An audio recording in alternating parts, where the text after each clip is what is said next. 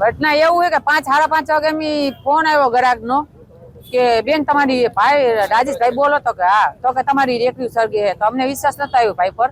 આપણે ભાઈ હા બતા હશે અમને વિશ્વાસ તો ભાઈને કીધું કે ભાઈ વિડીયો કોલ કરીને બતાવો ને, અત્યારે કોઈ પર ક્યાં કારણે બોલાવે તો વિડીયો કોલમાં વાત કરી ભાઈ ભેગું કે તમારે ભાઈને કીધું કે ભાઈ તમે ભાઈને કે ઓલા શું કહેવાય ઓલા ભાઈ બિગર વાળાને બોલાવી દો ને. ભાઈ અમને આવતા અમે ગૌતમનગર મોદી ભરા નિસારે ની જ રહી અને અહીંયા આવતા બે ભાઈ બિગર આવી ગયા હતા, ઉલાવતા હતા.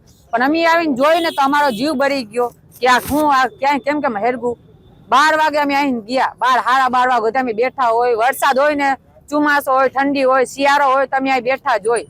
તાપ કરીને ઓલું કરીને કે આમ ઠંડી હોય કે વરસાદ હોય તો અમે અહીં બેઠા જ હોય ખૂણામાં. કે અમારે કે આ માલ અત્યારે તમે જો એક રેકડીમાં 15 20 આ 30-35 લાખની નુકસાની આવી છે. અમારે ટકનું લઈને ટકનું ખાય. દલાલાની મૂડી 6-7 લાખ રૂપિયા દલાલાની મૂડી થઈ ગઈ. અમારે 10 રેકડી છે. અમારે 10 રેકડીમાં બધી 10 રેકડીમાં ઈ કઈ ખબર નથી. અમને 5 વાગે ફોન આવ્યો પછી ખબર પડી કે રેકડી અમારી સળગે છે. અમારી માંગ છે હવે જે મોદી સરકાર કરે ઈ જે એમને સારું લાગે ઈ. પણ અમારે નુકસાન ઘણી થઈ ગઈ. અમારે અત્યારે ખાવું કે પીવું કે અમારે બધો સામાન લાવો કે અમારે શું કરવું. અમારે સામાન જ અત્યારે તમે જો લાવીએ ને તો 4-5 લાખ રૂપિયાનો સામાન થાય. ટોટલિંગ કાંટા બધી ટોટલિંગ વસ્તુ અમારે પૂરું જ થઈ ગયું છે. આમાં કાંઈ વસ્તુ લેવા એવું નથી, બધું ફેંકી દેવાનું જ છે.